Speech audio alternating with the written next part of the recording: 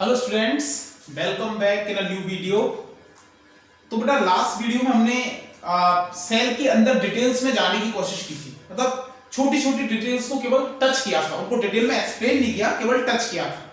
ठीक है ना। सेल की जो डिटेल्स थी कि भाई सेल के अंदर सेल मेम्ब्रेन होती है, सेल वॉल होती है, साइटोप्लाज्म होता है, ठीक है ना, न्यूक्लियस होता है, सेल ऑर्गेनेल्स होते हैं। इनके डिटेल्स में गए थे लेकिन उनको अभी डिटेल में एक्सप्लेन नहीं किया है। ठीक है, वो भी हम नेक्स्ट लेक्चर के अंदर डिटेल में डिस्कस करेंगे, लेकिन कुछ और छोटी छोटी बातें हैं सेल के बारे में जो हमें यहां समझनी है।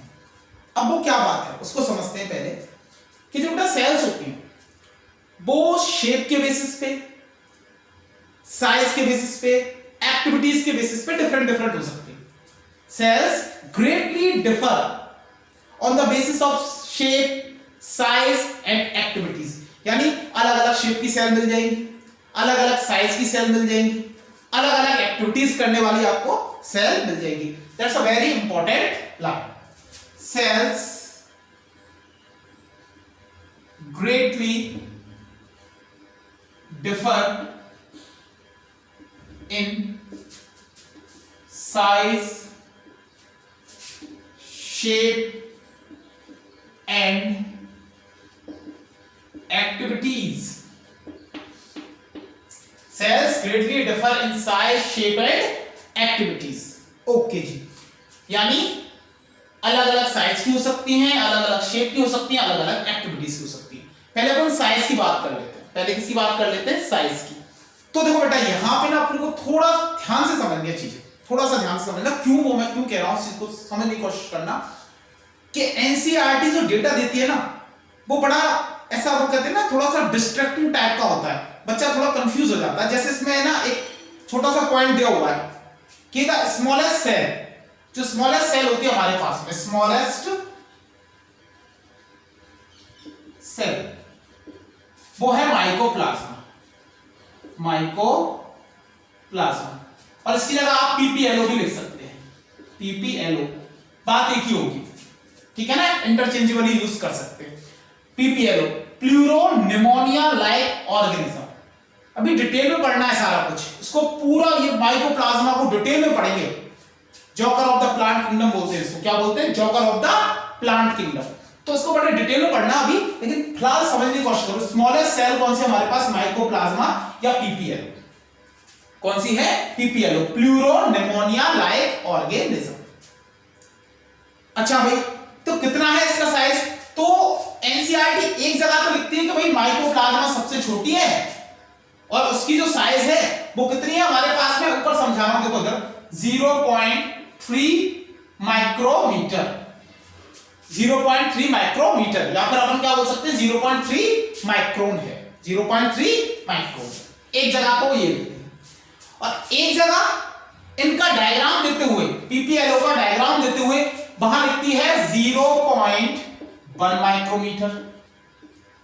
समझने की कोशिश करना, बात को समझने की कोशिश करना। एक जगह डायग्राम दिया हुआ है, ठीक है, वहां तो इस तरीके से मेंशन किया हुआ है, पर वहां किस नाम से दिया हुआ है? पीपीएलओ। और यहां किस नाम से दिया हुआ है? जिस जगह पे 0.3 माइक्रोमीटर यहां दिया हुआ है माइकोप्लाज्मा। अच्छा जी, समझने की कोशिश करना।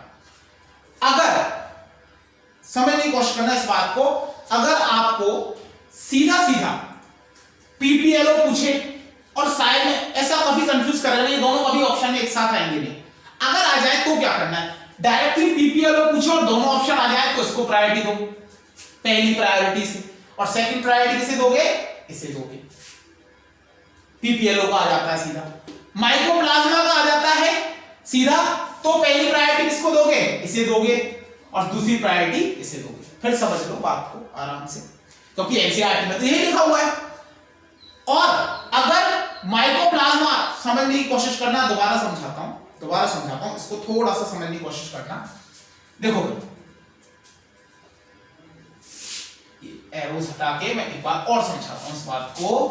जैसे मैं आपको एक लाइन पढ़ के सुनाता हूं, बिल्कुल एज इट इज एनसीईआरटी के अंदर, ठीक है ना। एनसीईआरटी की लाइन मैं आपको सुनाता हूं, पेज नंबर है एनसीईआरटी पे ये 126 पेज नंबर है, उसमें नीचे दिया हुआ हमारे पास में Mycoplasmas, the smallest cells are only 0.3 micrometer in length. Micrometer कितना? 0.3 माइक्रोमीटर, यानी माइकोप्लाज्मा को कितना बताया? 0.3, जैसा हमने मेंशन किया था। ठीक है, और इधर एक डायग्राम दिया हुआ है, ये डायग्राम है यहां। तो यहां डायग्राम में पीपीएलओ का जो साइज दिया हुआ वो दिया हुआ 0.1 माइक्रोमीटर, और मैंने कहा ये दोनों इंटरचेंजेबल है। आप दोनों को अलग, मतलब माइकोप्लाज्मा है तो माइकोप्लाज्मा पीपीएलओ एक ही बात है, इंटरचेंजेबल टर्म्स है। ठीक है, तो फिर ऑप्शन आ जाए तो क्या करें? अगर ऑप्शन में दोनों आ जाए तो समझने की कोशिश करना। क्या दिया हुआ है? माइकोप्लाज्मा, देखिए तो इसने माइकोप्लाज्मा लिखकर तो दे रखा है 0.3 माइक्रोमीटर, और पीपीएलओ देखिए दे रखा है 0.1 माइक्रोमीटर। अगर माइकोप्लाज्मा की साइज पूछी जाए और दोनों ऑप्शन में आ जाए तो जो बुक में दे रखा है वो उसको पहली प्रायोरिटी दो, और अगर वो ऑप्शन में नहीं है तो प्रायोरिटी किसको दे देना? इस वाली साइज को प्रायोरिटी दे देना। पीपीएलओ के बारे में पूछा जाए, दोनों ऑप्शन में हो तो बुक वाली को प्रायोरिटी दो ना, जो बुक में दिया हुआ है इसका एग्जैक्ट 0.1।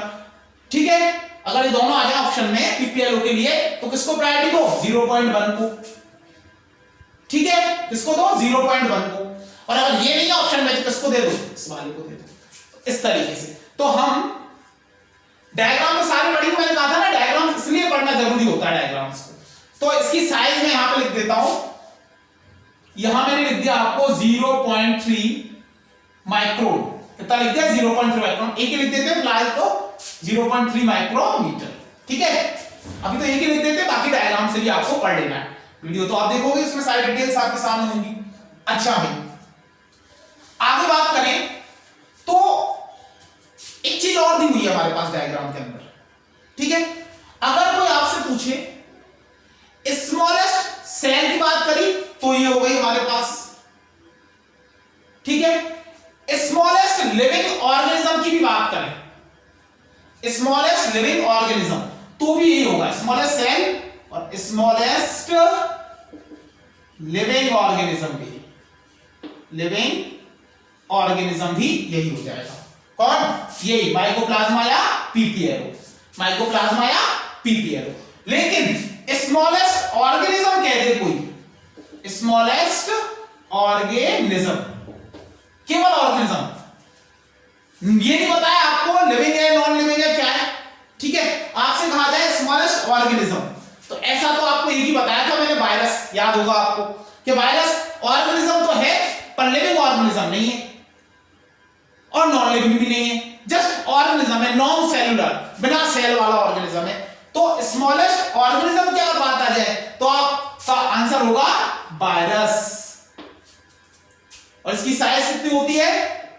0.22, सॉरी इसकी साइज होती है हमारे पास में 0.02 टू 0.2 माइक्रोमीटर। कितनी? 0.022 0.2 माइक्रोमीटर। ऊपर मेंशन कर दो यार, दिख रहा होगा, बिल्कुल दिख रहा होगा, 0.022 0.2 माइक्रोमीटर स्मॉलेस्ट ऑर्गेनिज्म हो गया। आगे की बात करते हैं, ये शेप के बेसिस, सॉरी साइज के बेसिस पे बात चल रही है, किसके? साइज के बेसिस पे। ओके जी, आगे बात करते हैं। लार्जेस्ट आइसोलेटेड यानी अलग की हुई, बिल्कुल ठीक है। Largest isolated cell ostrich egg. क्या होता है? ऑस्ट्रिच एग, ऑस्ट्रिच का अंडा। लार्जेस्ट आइसोलेटेड यानी अलग की हुई सेल कौन सी है? ऑस्ट्रिच एग यानी शुतुरमुर्ग का अंडा। कितना होता है इसका size? Almost 17 centimetre into 15 centimetre के अप्रॉक्स होता है। ठीक है, ये साइज होगा इसका। अच्छा, इसे ये क्या हो जाएगा हमारे पास? लार्जेस्ट सेल भी यही हो जाएगा। अच्छा, और पूछे लार्जेस्ट, अच्छा इस बात को समझने की कोशिश करना, लार्जेस्ट सेल नहीं, largest animal cell, largest animal cell. ठीक है ना, कौन सा हो जाएगा हमारे पास, ये लार्जेस्ट एनिमल सेल हो जाएगा। क्या हो जाएगा हमारे पास में, largest animal cell, animal cell क्या हो जाएगा, लार्जेस्ट एनिमल सेल। क्लियर है बिल्कुल। अब बात करते हैं आगे, लार्जेस्ट एनिमल सेल हो गया हमारे पास ऑस्ट्रिच एग, या कह लो लार्जेस्ट आइसोलेटेड सेल कौन हो गई हमारे पास, ये हो गई कौन, ऑस्ट्रिच एग। सिंपल सी बात है, यहां तक का हुआ हमारे पास। इसके बाद आगे बढ़ते हैं थोड़ा सा, ठीक है।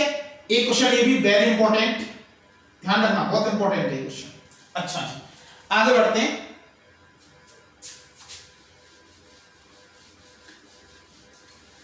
अब आपसे पूछा जाए लॉन्गेस्ट सेल, किसकी बात करें, लॉन्गेस्ट सेल की बात करें। अच्छा जी, तो लॉन्गेस्ट सेल्स की अगर अपन बात करें, ठीक है, किसके अंदर, ह्यूमंस के अंदर, ह्यूमंस के अंदर अपन किसकी बात करें, लॉन्गेस्ट सेल की। तो लॉन्गेस्ट, नॉट लार्जेस्ट, लॉन्गेस्ट, ध्यान रखना, कौन सी, लॉन्गेस्ट। तो कौन हो जाएगी हमारे पास, न्यूरॉन, या कह लो नर्व सेल। और कहे अगर आपसे लार्जेस्ट किसके अंदर, ह्यूमंस के अंदर, तो कौन सी हो जाएगी, वो मिलेगी फीमेल के अंदर। किसके अंदर मिलेगी, ह्यूमंस में फीमेल के अंदर मिलेगी, क्या, ओसाइट। क्या हो जाएगा हमारे पास, ओसाइट। ठीक है ना, तो हमारे पास कौन सा हो जाएगा, ओसाइट हो जाएगा फीमेल के अंदर। किसके अंदर, फीमेल के अंदर। ठीक है, ह्यूमन फीमेल के अंदर लार्जेस्ट सेल मिलेगी ह्यूमंस में मिलने वाली, और वो कौन सी होगी, ओसाइट। ओके जी, यहां तक की बात हो गई हमारे पास।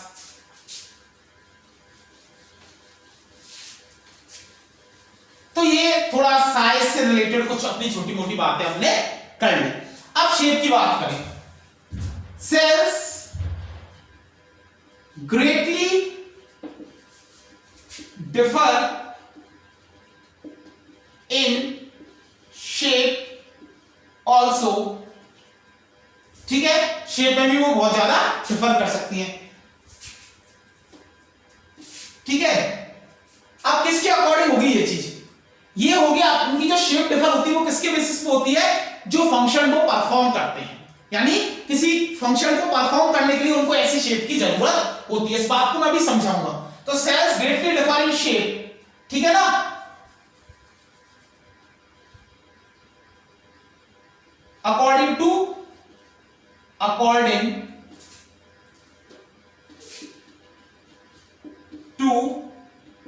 function they perform।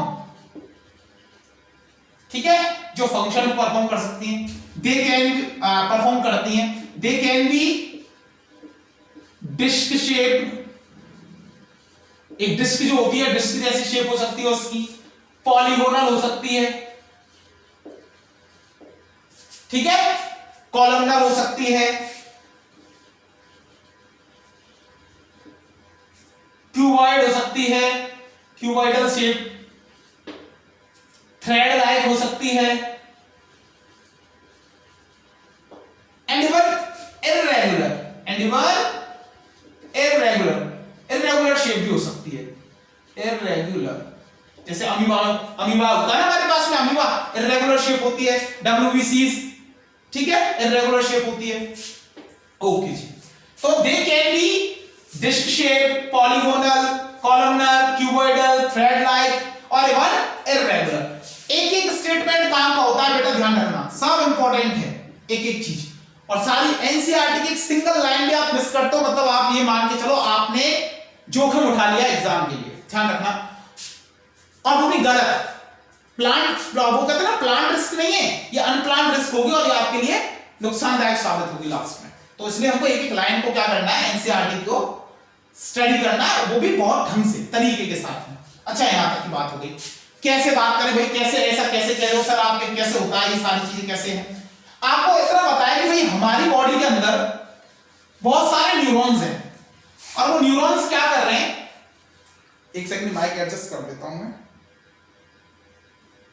ओके जी, हमारे बॉडी के अंदर बहुत सारे न्यूरॉन्स हैं, ठीक है, या नर्व सेल्स हैं, और वो क्या कर रही है, ब्रेन से मैसेजेस को ला रही है और ब्रेन तक मैसेजेस को पहुंचा रही है। यानी हमारी बॉडी के अंदर कंट्रोल एंड कोऑर्डिनेशन किसकी वजह से पॉसिबल हो रहा है, यानी मैसेजेस का आना जाना किसकी वजह से पॉसिबल हो पा रहा है, नर्व सेल्स या न्यूरॉन्स की वजह से, ठीक है। तो इनको मैसेज को ना फैलाना होता है, बहुत दूर दूर तक ऐसे फैलाना होता है मैसेज को, इधर उधर इधर उधर, इसलिए, और दूर दूर तक फैलाना होता है, इसलिए कैसे होती है ये, लॉन्ग होती है, लंबी, एंड ब्रांच होती है। कैसी होती है, ब्रांच, ऐसी होती है ना, लॉन्ग एंड ब्रांच होती है। कैसी होती है बेटा, लॉन्ग एंड ब्रांच होती है।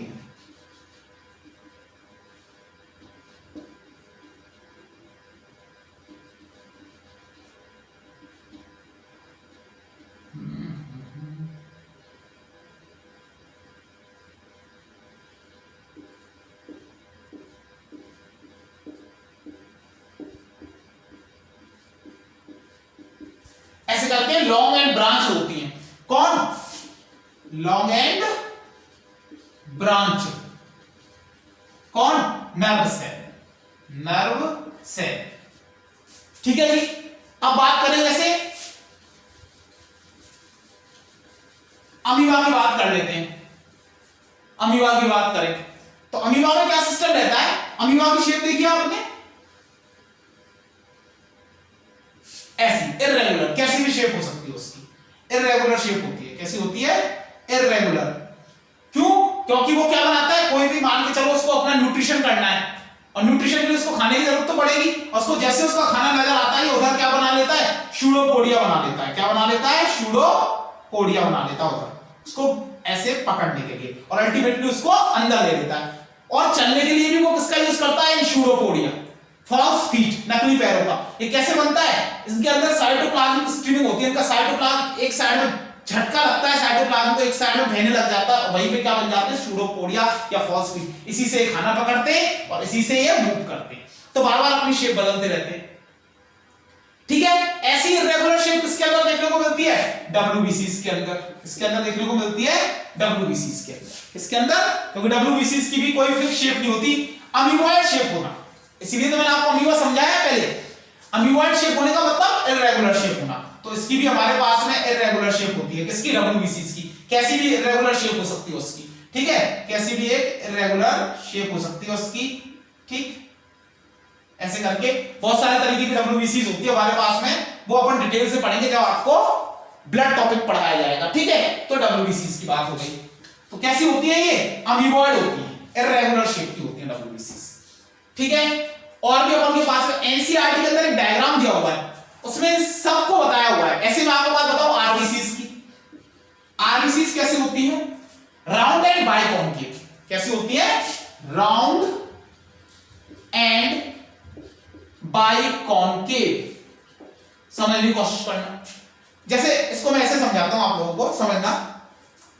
वो जो चपाती बनाने से पहले अपन वो डो को लेके, ठीक है ना, और ऐसे गोला सा बना लेते हैं, लोई बोलते हैं, लोई, वो बना लेते हैं, ठीक है। अब मैंने क्या किया, सिंपल सी बात समझना, उसको लोई को मैंने ऐसे दबा लिया, ऐसे नीचे दबा लिया। अब एक कैसा राउंड स्ट्रक्चर बन गया, राउंड है ना वो स्ट्रक्चर, बिल्कुल राउंड बन गया। अगर मैं उसके अंदर ऐसे उसको ऊपर और नीचे पकड़ के ऐसे दबा दूं बीच में से बस, तो वो नीचे से भी कॉनकेव, ऊपर से भी कॉनकेव। कैसे हो जाएगी, बाइकॉनकेव। कैसे हो जाएगी, बाइकॉनकेव, यानी कुछ ऐसा, इस तरीके से। कैसा हो गया ये, राउंड एंड बाइकॉनकेव स्ट्रक्चर। कैसा हो गया, राउंड एंड बाइकॉनकेव स्ट्रक्चर। ऐसे ही और भी बहुत सारे एग्जांपल है, जो एक डायग्राम मेंशन किया हुआ है, ठीक है ना। एनसीईआरटी के अंदर एक डायग्राम मेंशन किया हुआ, मैंने कहा था ना आपको सेल दिखाऊंगा, तो भाई एनसीईआरटी में दिखाऊंगा और कहां से लाऊंगा, तो यहां पे ना हमको दिया हुआ है, देखो ये रहा पेज नंबर आपके पास में, ये 127। कौन सा है पेज नंबर, 127। 127 पे आपको बहुत सारी शेप्स दी हुई हैं। जैसे हमारे पास में एक दिया हुआ है आपको ट्रैकिड। ट्रैकिड आपको जब जाइलम पढ़ाऊंगा मैं, जाइलम के अंदर पढ़ाऊंगा ट्रैकिड। वो कहता है वाटर कंडक्टिंग जो वेस्कुलर टिश्यू होता है जाइलम, उसमें मिलती है ट्रैकिड। तो ट्रैकिड हो गई, ये एलोंगेटेड शेप होती है।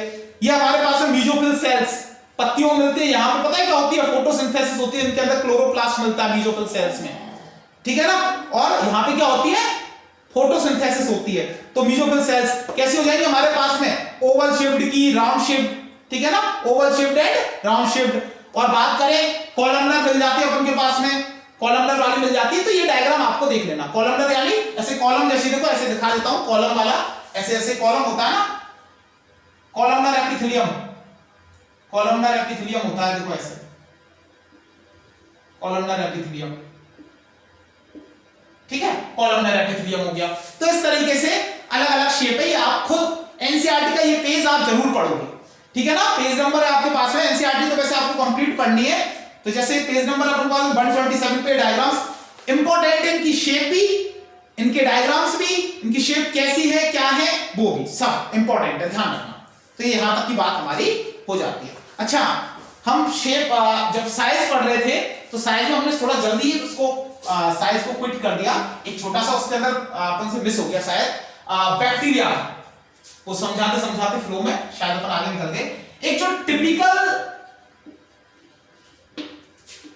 यूकारियोटिक सेल होती है, एक टिपिकल, हालांकि मिस तो क्या हुआ है एनसीईआरटी में अगर बात करें ना, मुझे तो एनसीईआरटी के बेसिस पे सारी चीजें याद है, पता है, क्योंकि एनसीईआरटी के फ्लो में ही सारी चीजें एकदम से, तो वहां पे ये उसके बाद ही मेंशन किया हुआ है, फिर भी समझ लो इस बात को, देखो उसको छोड़ो, जो मेन चीज है उसको फोकस करते हैं। Typical eukaryotic cell,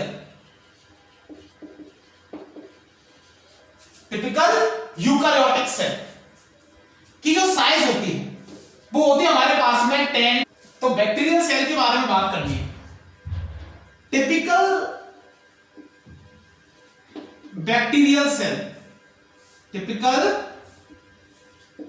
bacterial cell की अगर अपन साइज की बात करें तो एनसीईआरटी के अकॉर्डिंग वो साइज हमारे पास में दी हुई है, एनसीईआरटी के अकॉर्डिंग वो है हमारे पास 1 micrometer to 2 micrometer, 1 micrometer to 2 micrometer, ठीक है, ये वो अपन को दी हुई है। ऐसी typical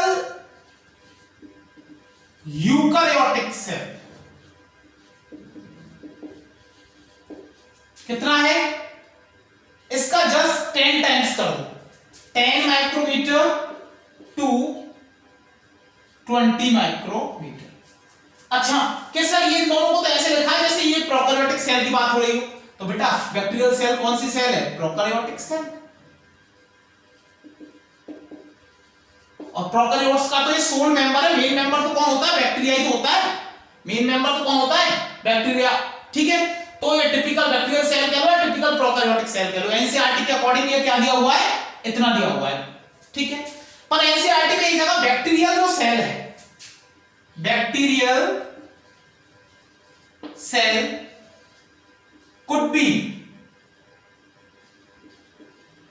3 micrometer to 5 micrometer in size, ये भी दिया हुआ है।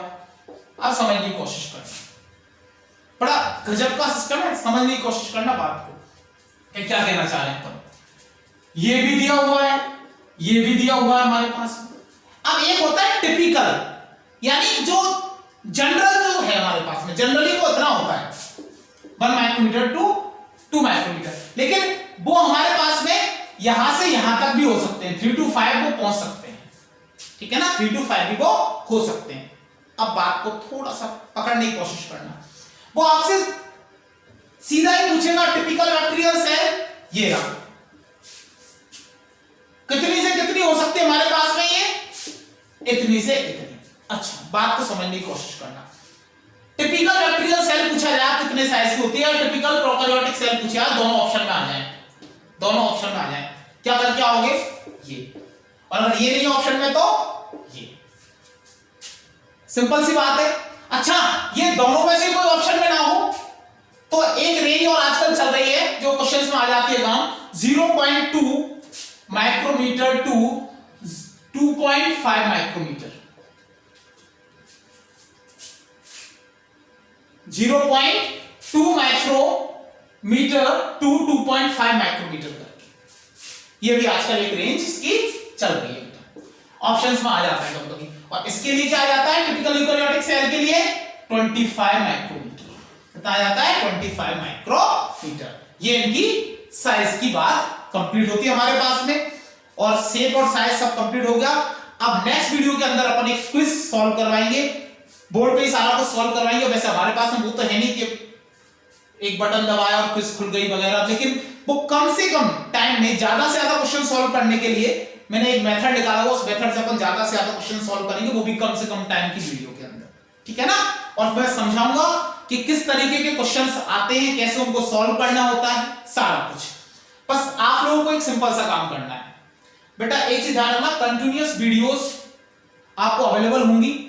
थोड़ा बहुत बीच में अभी देखो स्टार्टिंग है, तो स्टार्टिंग में थोड़ा सा प्रॉब्लम्स आती हैं, देखो टेक्निकलिटीज होती हैं, बहुत सारी टेक्निकल प्रॉब्लम्स होती हैं, इसको हैंडल करना वगैरह, तो जिनको आदत होती है वो सॉल्व। लेकिन हम इस प्लेटफॉर्म पे अभी नए हैं, क्लासेस में होता तो बात एक अलग होती है, लेकिन इस प्लेटफॉर्म पे बहुत सारी चीज होती है, एडिटिंग वगैरह, तो कंटिन्यूटी को मेंटेन कर, हमारी कंटिन्यूटी धीरे धीरे मेंटेन हो जाएगी, पर ये मेंटेन कब होगी, जब आप लोगों का कंप्लीट सपोर्ट हमको मिलेगा, ठीक है ना।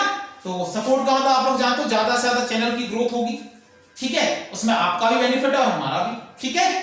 तो अब मिलते हैं नेक्स्ट वीडियो के अंदर, और उसमें हम क्या सॉल्व करेंगे, क्विज वगैरह अपन सॉल्व करेंगे और अच्छे अच्छे क्वेश्चन सॉल्व करेंगे, और बताएंगे कि किस तरीके से नीट के अंदर क्वेश्चन आते हैं और कैसे उनको सॉल्व किया जाए, ठीक है ना।